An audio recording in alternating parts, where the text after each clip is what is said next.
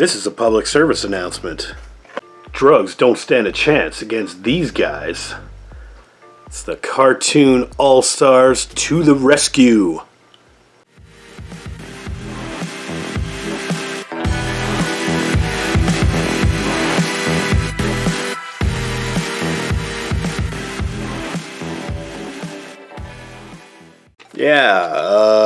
This is weird. This is the cartoon all-stars to the rescue.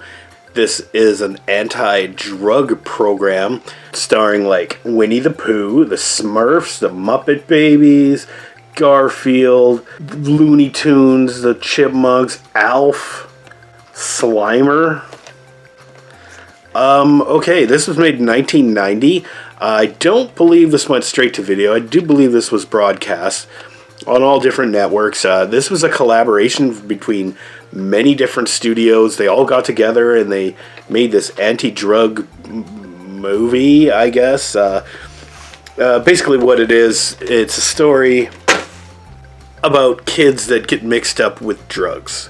Very young kids too, or I find them to be pretty young, or at least any that are going to be influenced by fucking animated Garfield and the Smurfs. They've got to be pretty young. Like there's like a little girl, I think she's supposed to be about 8 or 9 maybe, and she's got an older brother who started taking drugs. He's been smoking the reefer, and he breaks into her piggy bank and he steals money from her so he can go get some more drugs.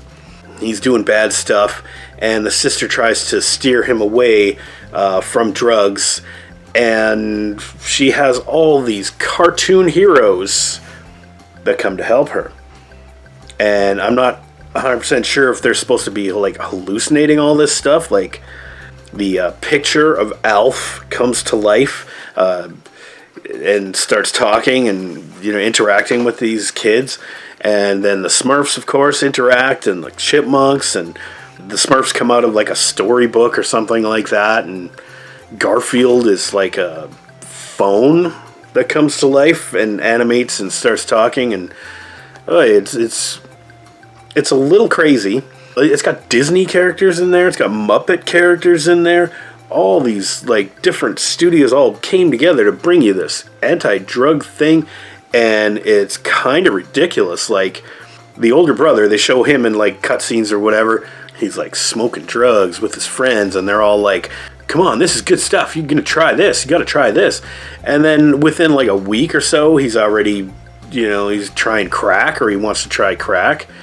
And the little sister is conflicted between wanting to like tell on her brother, or to maybe even try the drugs herself so she can be cool and relate to him, because they used to be such friends and now he's a drug addict. And so the cartoon all-stars step in, and they have to do battle with the evil Smoke, which is like, I guess, I don't know, like the bad devil side of this kid's conscience or whatever. Like the devil and the angel on the shoulder kind of gag that you've seen in cartoons. Anyway, this guy, he's evil, and he kind of reminds me of like James Woods or something like that. And he's like all sinister, and he's like this big cloud of smoke, and he's like, hey man, don't you want to be cool? You don't want all those kids to laugh at you for not smoking drugs and being cool. I mean, look at all the fun you're going to have with doing drugs and blood. And I don't know why I thought of James Woods. Now the brother, he is of course, he's followed around by like Bugs Bunny and Daffy Duck and Alf and the Chipmunks and stuff like that. And he's like, get out of here, you stupid cartoon characters. Well, you can't tell me anything I don't already know. Don't you know I'm older and I'm more mature and I can handle these things and I know what I'm doing when it comes to drugs. And they show him all these like alternate universe scenarios and stuff like that, how he's so whacked out that he becomes like a zombie or whatever, and they show like what he would look like, as a full-blown drug addict. But in terms of behavior, they're not 100% wrong. I mean, it's pretty heavy-handed though, like as to say, well, you touch marijuana and basically your life is over. That's the gateway to destruction, I suppose. So it sounds a little sinister coming from like Baby Kermit. And they sing songs, and they sing like the anti-drug song, and it's called, I don't know, A Million Ways to Say No, or something like that. I mean, this is made in 1990, so this is like after the Nancy Reagan Say No to Drugs campaign or whatever, but it's continuing on in that same sort of viewpoint. And it's interesting, to say the least. I mean, never before had I ever heard Bugs Bunny talking about smoking joints, or, you know, like Alf picking up a bag of weed, or one of the Chipmunks say the word marijuana. I don't know, it was just bizarre and surreal, and it's like it goes through like a lot of like dream sequences and stuff like that. So I'm not sure if these kids are supposed to be like hallucinating this, because if they are, then they should definitely get off the drugs, because they're just talking Smurfs and Muppet Babies all over your room, man. You know, I gotta confess, I was actually kind of high when I watched this, so I actually found it kind of funny, ironically funny. I don't know, maybe I should have listened to these guys. I wouldn't be where I am today. But I ain't never tried crack because some talking puff of smoke told me to. Yeah, like I said, it's heavy-handed, and it's kind of dumb, but it's dumbed down for kids. So a lot of money went into making this, obviously, because of all the like licensing rights and stuff that they had to get to put all these stars in there. Oh, and he's not on the cover, and I forgot to mention, but you also get Michelangelo, Ninja Turtle, who, if there's any cartoon characters that smoke weed, that's the guy. But here, he's like, you don't want to be a loser, dude. You want to be a cool dude and eat pizza and skateboard with your friends and beat people up with nunchucks, I guess. Users are losers, dude. It is what it is. They really put it all out there.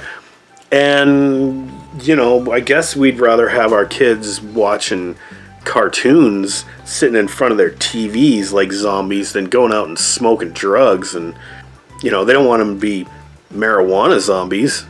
It's a good-hearted, good-natured kids cartoon with very serious subject matter, which makes it kind of funny.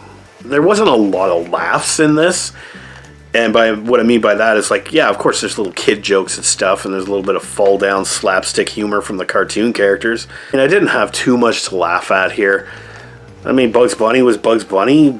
Garfield was Garfield. Loves lasagna and all that. And I'm starting to think, though, maybe I should have smoked a little more before I put this in my VCR, because it was a little boring. So I guess overall, I mean, it did what it meant to do. It's not for me, obviously. So I guess overall I'd have to give this like a C. There's a lot of effort put into it, but even as a kid I probably wouldn't have enjoyed this, just because there wasn't really anything interesting going on. It's like, oh, here we go, they're going to try and teach me something. And if there's one thing I hate about cartoons is when they try and teach us stuff. Knowing is half the battle. And remember when Skeletor did this? Now, how do you think Orko felt about that? And whatever, you know what I mean. The moral that you get in a lot of 80s, 90s cartoons. Not that I'm amoral or immoral or anything like that.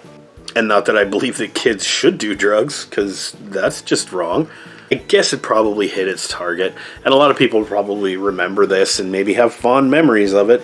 I wonder if that actually had a impact on whether or not they tried drugs or not. Like in your first year of college, would you have like been offered a joint, never having done it before, and then thought back to, well, what would Garfield say? Anyway, I don't know, it was fine, it's whatever, it's for kids, it's not for me. I gave it a C. So until next time, kids, just say no. Don't watch Cartoon All-Stars to the rescue. And have a good one, everybody.